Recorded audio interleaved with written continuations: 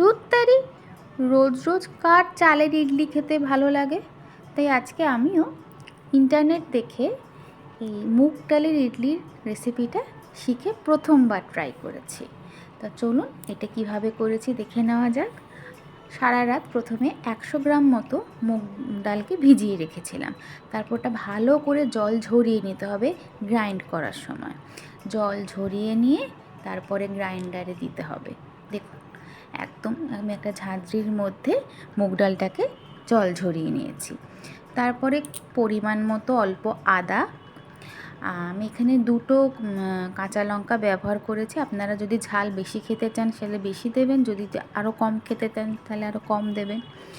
হ্যাঁ, পরিমাণ মতো নুন হলুদ দিয়ে ভালো করে পেস্ট করে নিয়েছি। এবার অন্যদিকে আমার কাছে যে চপার বোর্ড ছিল সেখানে আমি কিছু সবজি চপ করে নিয়েছি। আপনার কাছে ক্যারট ছিল, বাঁধাকপি ছিল, আপনারা চাইলে অন্যান্য সবজিও দিতে পারেন।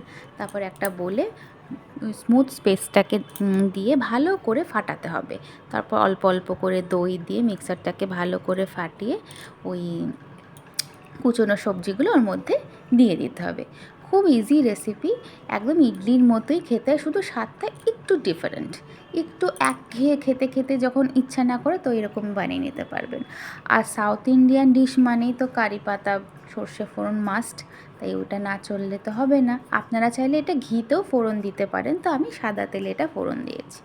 ফোড়নটা দেওয়ার পরে যাকে বলা হয় আপনারা বলতে পারেন তড়কা, এই তড়কাটা এর মধ্যে মিক্স করে নিয়েছি। দেখুন এই, আর হ্যাঁ, আর একটা কথা, এখানে ইনো ব্যবহার করা যেতে পারে, তাহলে আরও জিনিসটা খুব ফ্লাফি হবে। তো আমার কাছে ইনো ছিল না, সে কারণে আমি খাবার সোডা ব্যবহার করেছি। আপনারা চাইলে ইনো ব্যবহার করতে পারেন।